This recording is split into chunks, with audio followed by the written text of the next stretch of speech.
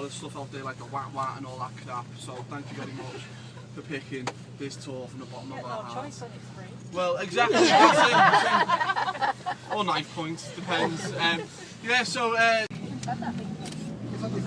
documenting? I'm doing a bit, yeah. I won't get the camera on. She got giddy. Yeah, it doesn't take much, obviously. So, ladies and gentlemen, the budget for this tour was provided by Liverpool Biennial, but the music was provided by me and my mind. So enjoy this.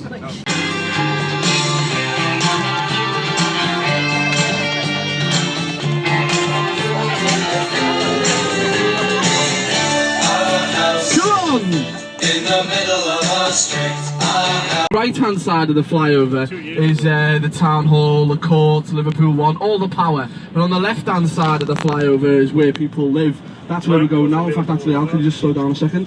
So if anyone thinks they're on the wrong side of the flyover, ladies and gentlemen, they want to kind of get off.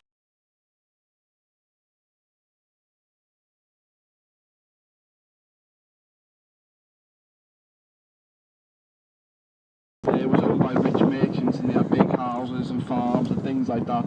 And then in the 1800s, the docks started to thrive, right where the water is there, the docks started to thrive and they needed somewhere to house the dockers and their families. And of course the migrants from the Irish potato famine that had hit as well, so we needed to house some of that. That's that building there, that's that docks there, just there. So if you want to have a good look at that, you can pass that round. Have a little look at what that area was like. Yeah, I mean, Nan actually said it was quite cramped. It's quite a cramped living space. Toilets were outside, that sort of thing. You know, poor conditions, but it was a really close-knit.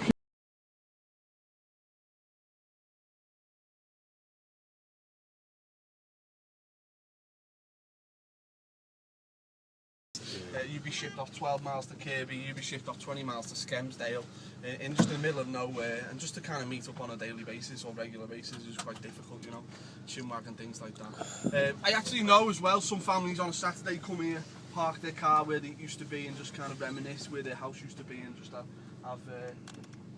Don't want to go to speak, don't want to go from all I know in back in Cannon Street. I'll miss the boggles on the river and the old pier. Didn't we? Yeah, great. So it was a good day. I enjoyed that immensely. Anyway, we're not actually in the zone yet. We're on the off, so we'll be there soon. But don't worry about that. But before we get into all that jargon, I'd like to maybe take some time to have a bit of a photo opportunity. This is one of my favourite bits. Do is just take a minute just to get in the zone. So if you all just want to do this, and you're in the zone. That's good.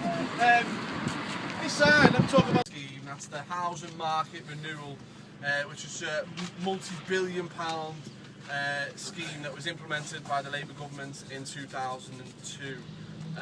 The clue's kind of in the name really there. Housing market being the key word there, not neighbourhood, not community. And basically, let me just get back to me. I'm saying that because actually it was touch and go whether these houses were going to turn up at all, because 2 years ago the housing market, or the HMR renewal, got pulled 2 years ago, so there was no money left. So whether these houses were going to turn up at all was, you know, everyone was kind of worried really. In fact, I like the house.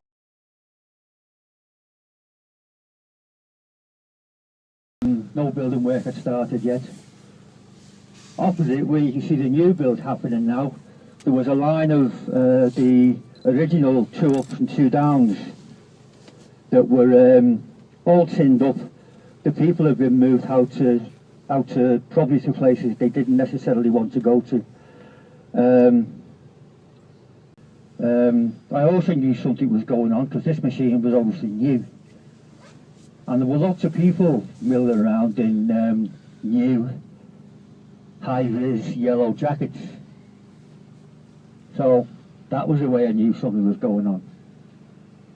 Anyway, after a bit of milling around and people coming over and talking to me a little bit about what was going on, there arrived a minibus, and out of the minibus piled a whole load of people with clipboards and cameras and notepads.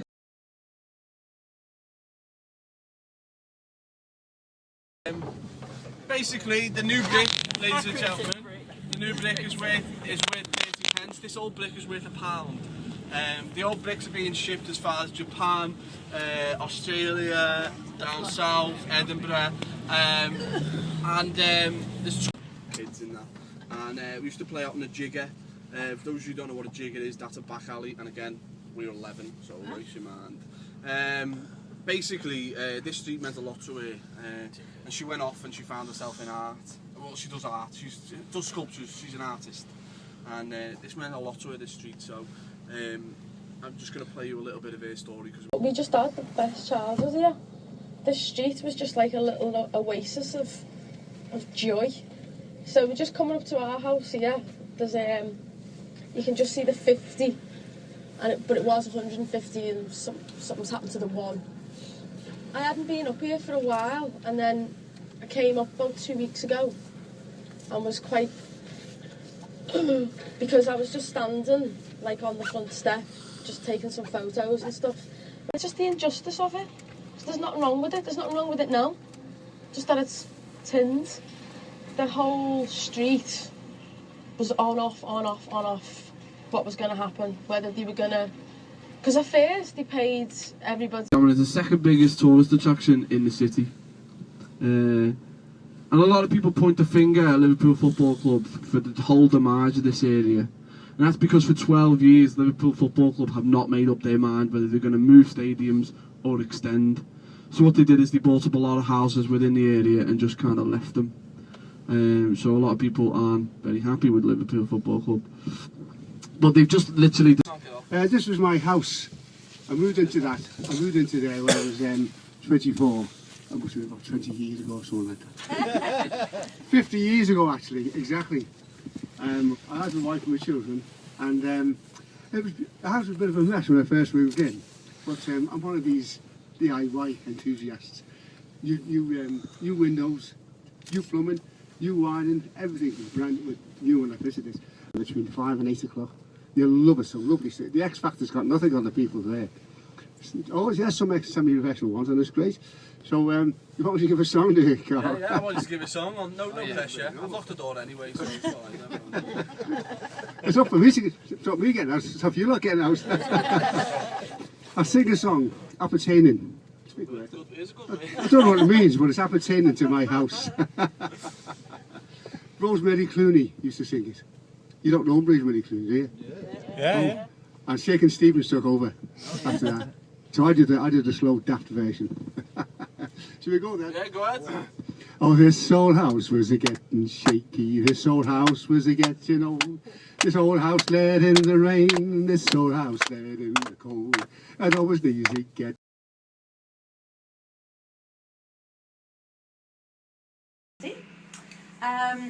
This house was built in 1881, and my family moved here in 1920. They moved from Salisbury Road, which Next door to Granton Road. Granton Road. You would have heard the story about Jane, so it's on the road there. So, as I say, we moved here in 1920.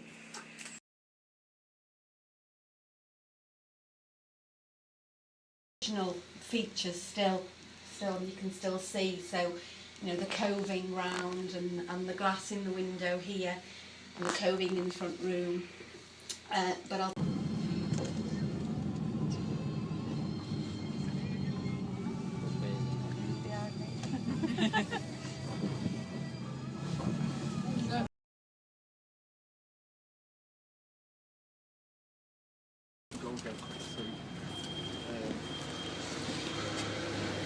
It's called the reincarnation of a home.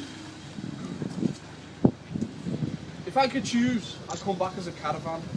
Then nobody could slap CPO on me. And the only fire to come within 6 feet of me would be a campfire.